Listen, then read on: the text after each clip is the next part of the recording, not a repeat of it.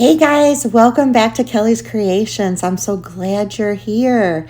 Today we are going to be doing 3 thrift flips for spring, and they are so much fun and so easy to do.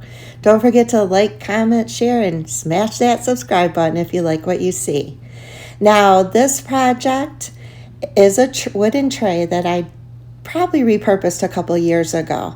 I love the handles, I love the distressing on the edges, but we're going to kind of vamp this up for spring using white, moss, and truffle. I am only going to be painting the inside edges and the base. And I started with moss, then I came over it with some white to lighten it up.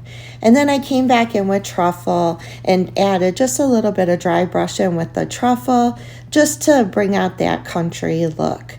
I love the chunky, but you can not do as much as if you don't want. This is totally up to you. This is just a suggestion. Now, I love this Roses and Lace scrapbook paper book. And I'll have the link below if you would like to check it out for yourself. I opted to go with the larger clock face with the bird cage. I just think that is country and spring, and I love the colors in it. I thought this would be perfect to Mod Podge down onto the base of this tray. And you can also use a glue stick for this if you would prefer that. Mod Podge, because the paper is thicker, you don't get as many wrinkles as normally you would. So I did opt for Mod Podge this time. And I just made sure that I had no wrinkles, no air bubbles, and look how pretty that is. Oh my goodness. I love bird cages, so to me that screams spring. I did take some Mod Podge. I did go around all of the outer edges. And here's the finished look.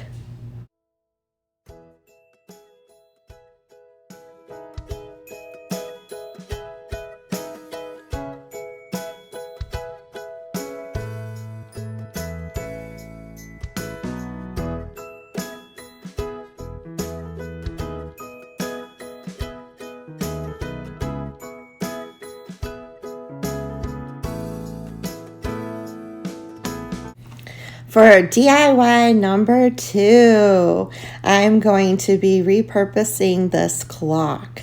I absolutely love this vintage inspired looking clock, and I thought I could just take out the back, and which was pretty simple. All it was a few tabs on the 4 edges. So you remove the tabs and it pops out, and easy peasy.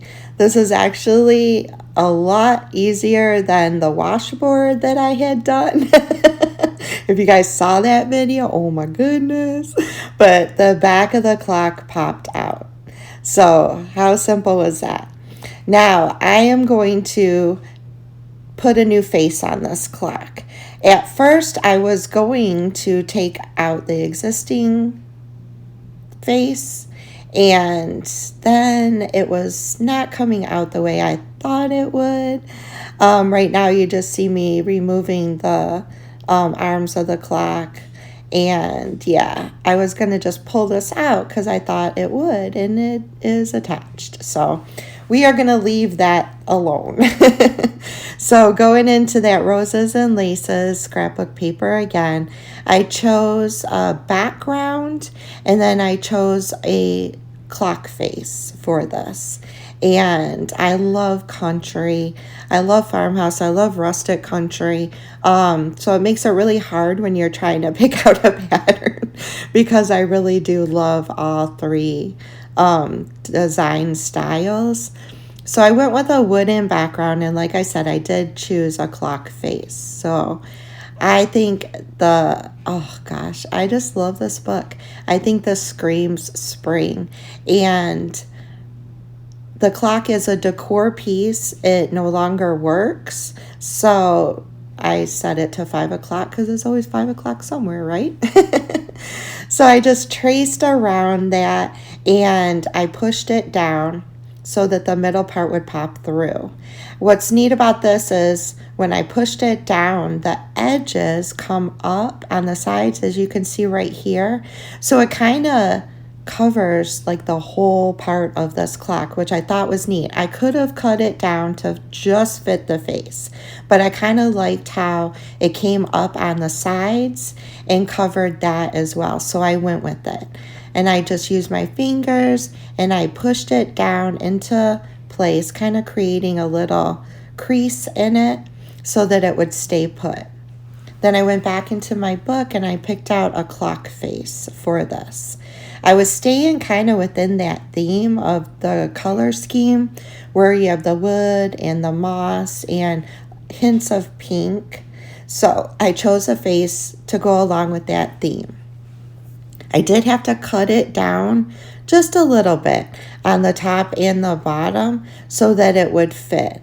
I poked a hole in the center and then I just put it right down onto whatever that is in the clock. I don't know if it's a bolt or so that I can put the handles back on. So I centered it, I smashed it down, let that bolt come through. I don't know my pieces, so I'm assuming it's a bolt. Then I took a smaller clock face and I added that as well into the center of the bigger clock face. I loved the bigger clock face. I love the details around the edges, and then the smaller one had another bird cage, so that went perfect with my tray as well. So I pushed that down and then I put the arms of the clock back in. I know once I put that smaller face on, it did not have numbers for the clock, but that's okay. I added the arms of the clock back on just by putting them back into place, and there was a little nut to put to keep it all together. Set it to 5 o'clock because any clock that doesn't work, I always set to 5 o'clock. And then I put those tabs back in just by putting one edge in and then popping the other edge into place. This is so stinking cute. Oh my gosh, I love this. And here's how it turned out.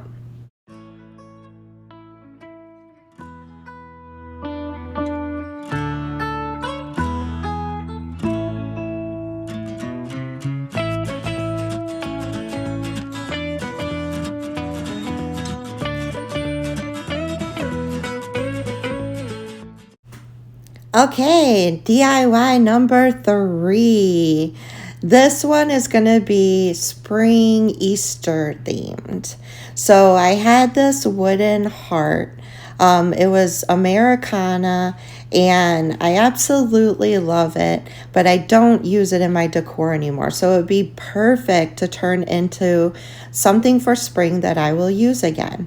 So I decided to use pink, and that top part of the heart I painted pink.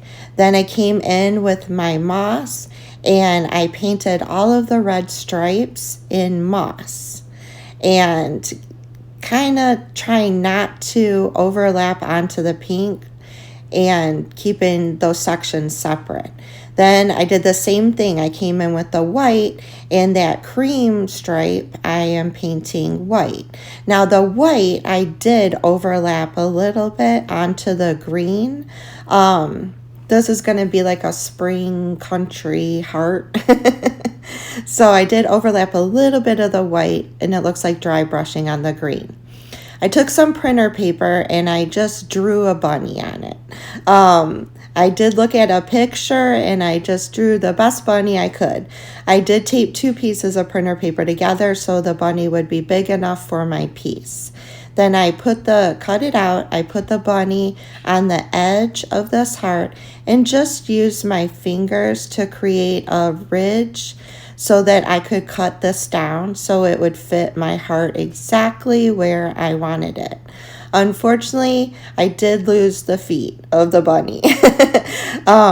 So now we have your bunny template. I went into the Roses and Lace book and I picked 2 different styles out of that book. And I am going to have a different style for the head of the bunny than the body.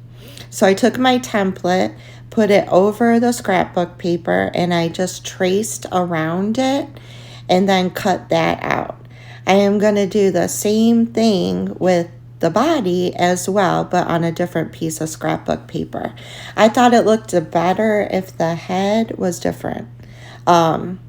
You can do your thing. If you don't like them being two different things, then grab one piece of scrapbook paper and make it all cohesive. Once I had it all cut out, I just used a little bit of tape to keep it in place, the two pieces. So I taped the head to the body and then positioned it back on the heart where I wanted it to lay. Now, before I totally secured that bunny to the heart, I took some sandpaper and I just started sanding all over the whole heart, focusing on the edges, trying to come down to the wood. I didn't really want, the red to come through. I was trying to get down to the wood, so I did the edges. Then I turned my sandpaper sideways and I started making ridges on the whole heart. I wanted this kind of to be like rustic country, I guess, or just distressed. So I just started really sanding this down. Once I had it all sanded the way I wanted, then it's time to attach the bunny. So to attach the bunny, I again put it where I had traced it out, cut it down the side, and I'm going to use Mod Podge and put it on the back of the bunny and then put it into place. Mod Podge works great with this scrapbook paper, but again, if you don't have Mod Podge, a glue stick will work as well. So I put Mod Podge on the back of the bunny and then just use my fingers to flatten it out. If I had to use more Mod Podge, I came back in and just the parts that weren't securing totally down to the heart, I added just a little bit more Mod Podge and flattened it down with my fingers. So once it was securely down, I grabbed a bunch of different kinds of ribbon and lace, and we're going to make a really pretty bow for this bunny. It's also going to help in where the head meets the body. We're going to add the bow right there, so it's going to kind of block where you can see the two pieces come together, since they are different scrapbook paper. So like I said, I went in my stash, I grabbed different lace, ribbon, materials, twine, and I'm going to layer these down, securing them down layer by layer with hot glue. I made a really pretty poofy top for the bow and just kind of positioned it into place. I wasn't sure if I wanted the bow tails to be the length of the bunny. I opted for it to be shorter, so I just cut it down, hot glued it in place, and just started layering this bow.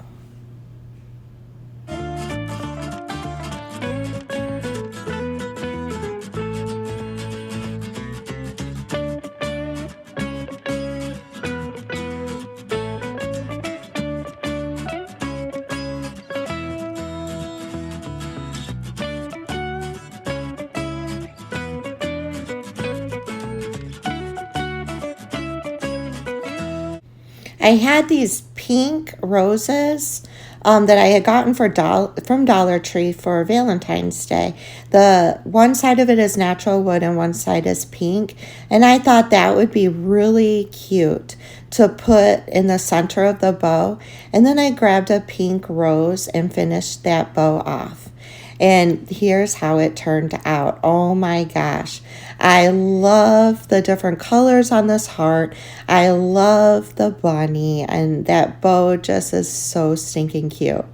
I hope you guys like these thrift flips because I am having so much fun doing these. I have some really cool Easter decor pieces that will be coming up soon. And don't forget to stay tuned to check those out. If you liked what you saw today and you're new to my channel, welcome. Hit that subscribe button for more upcoming videos, and like and comment and share with your friends. That helps my channel out so much. I love you guys so much. I hope you're having a blessed and most wonderful week, and I'll see y'all next Tuesday. Bye y'all.